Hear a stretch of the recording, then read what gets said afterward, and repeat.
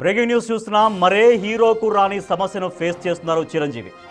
Deep fake అశ్లీల వీడియోలపై Chiranjeevi తీవ్ర ఆవేదన వ్యక్తం చేశారు.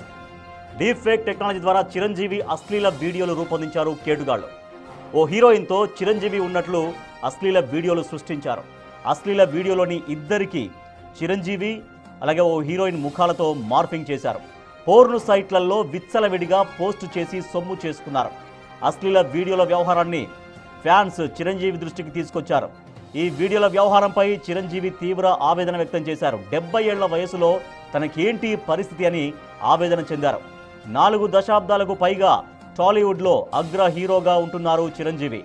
150కి పైగా సినిమాల్లో హీరోగా నటించిన చిరంజీవి తెలుగునాట కోట్లాది మంది అభిమానులు సంపాదించుకున్నారు. రాజకీయాల్లోనూ తనదైన ముద్ర వేశారు చిరంజీవి. ప్రజారాజ్యం పార్టీ పెట్టి 18 సీట్లు గెలిచిన చిరంజీవి కేంద్ర మంత్రిగా, రాజ్యసభ సభ్యుడిగా సేవలందించారు. బ్లడ్ బ్యాంక్, చారిటబుల్ ట్రస్ట్ ద్వారా లక్షల మందికి చిరంజీవి సేవలు అందిస్తున్నారు.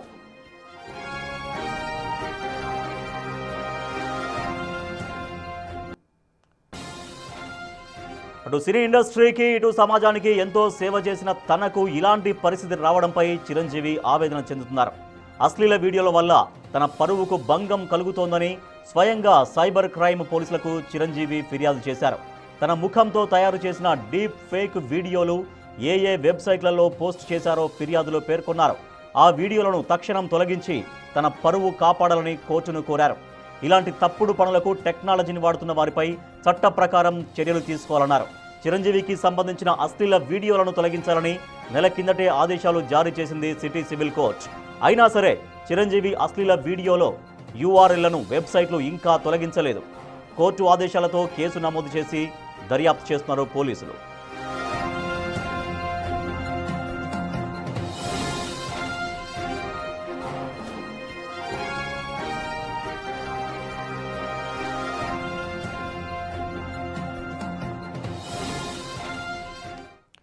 చిరంజీవి తన పైన వస్తున్నటువంటి కొన్ని డీప్ ఫేక్ వీడియోలకు సంబంధించి తీవ్రంగా ఆవేదన చెందుతున్నారు.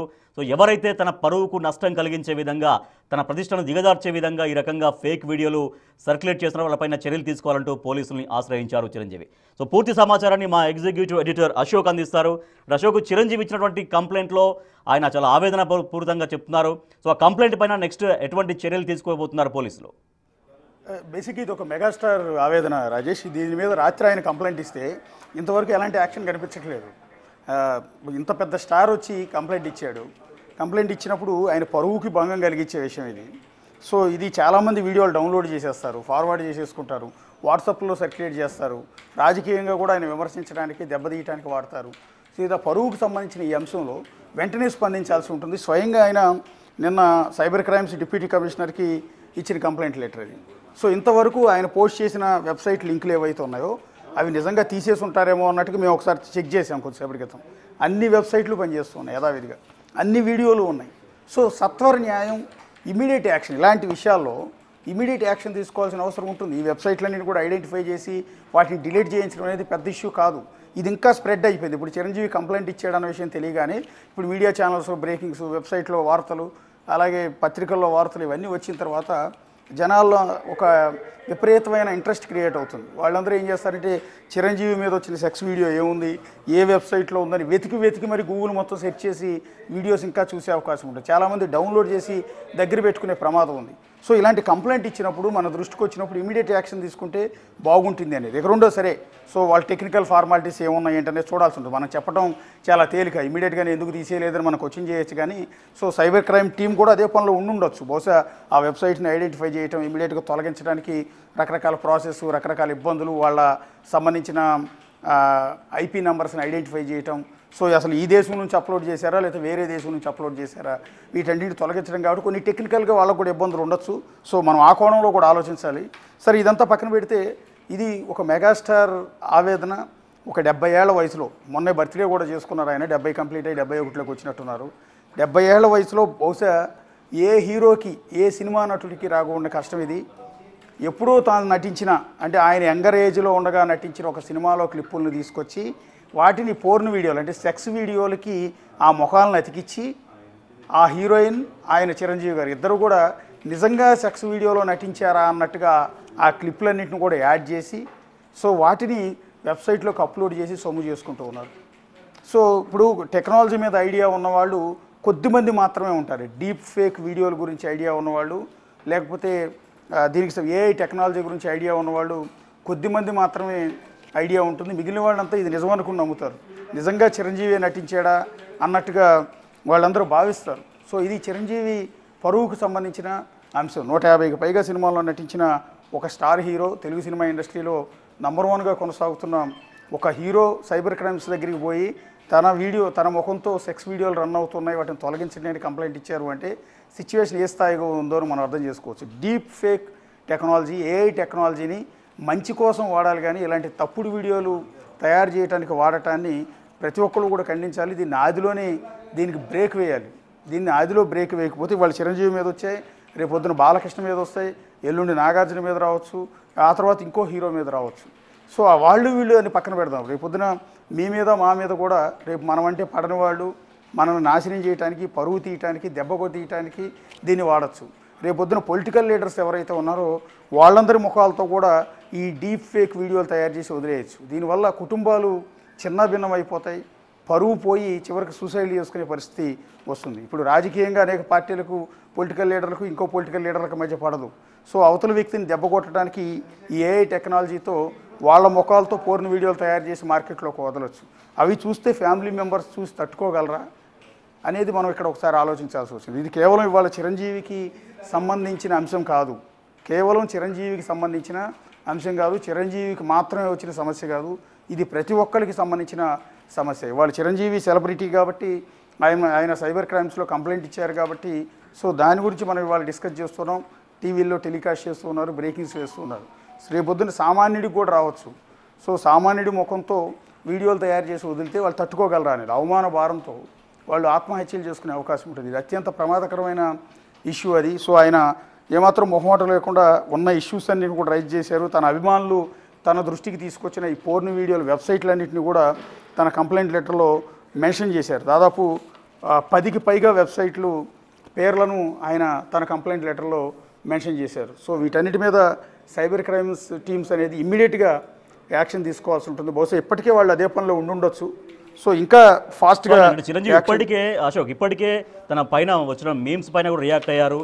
కొంత ఇబ్బందికరమైన మీమ్స్కి తన ఫేస్ ఉపయోగిస్తున్నారని, తన బాడీ లాంగ్వేజ్ ఉపయోగిస్తున్నారని, లేదంటే తనకు స్టేజ్ పేరు మెగాస్టార్ కావచ్చు, చిరు కావచ్చు, ఇటువంటి అన్ని కూడా ఉపయోగించొద్దంటూ మొన్న సిటీ సివిల్ కోర్టు కూడా ఇచ్చింది. అంటే దాని తర్వాత జరిగినటువంటి అంశం కదా ఇది. ఎస్, అది వేరు ఇది వేరు. వాస్తవానికి అది వేరు ఇది వేరు. ఇది ఆయన దృష్టికి నిన్న మొన్న వచ్చినట్టుంది.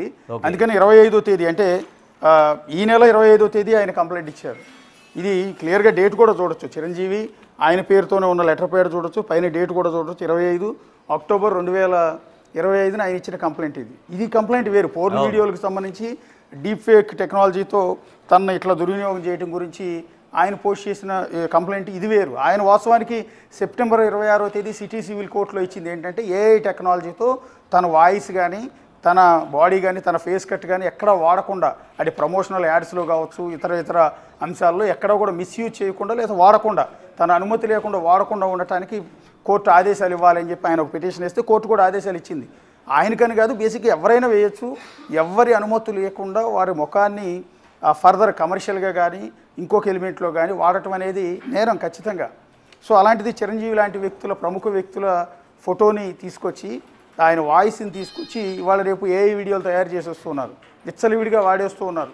సో వాటికి ఆయన అనుమతి ఖచ్చితంగా తీసుకోవాల్సిందే అనేది ఆయన చెప్తున్నమాట. సో దాని ప్రకారం సెప్టెంబర్ 26వ తేదీ సిటీ సివిల్ కోర్టు ఒక ఆదేశాలు కూడా జారీ చేసింది, ఇకపైన చిరంజీవి ఫేస్తో ఎక్కడా కూడా ఇది వాడొద్దు అని.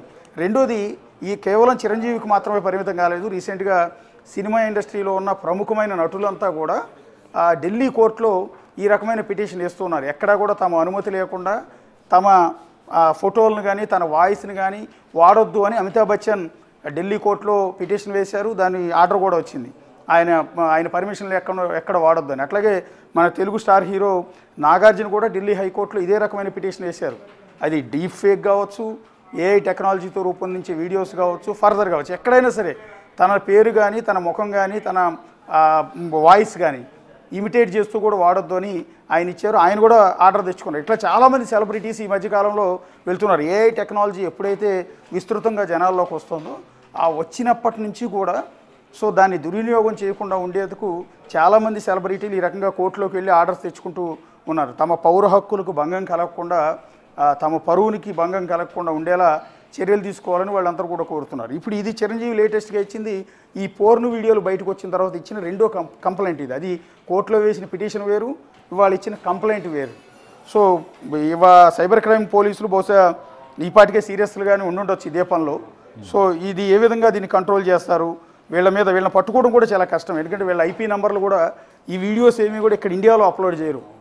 వేరు ఆఫ్రికన్ కంట్రీస్ నుంచి ఎక్కువగా వీటిని అప్లోడ్ చేస్తూ ఉంటారు. సో అక్కడికి వెళ్ళి నిందితులను అరెస్ట్ చేసి తీసుకురావడం కూడా చాలా కష్టం.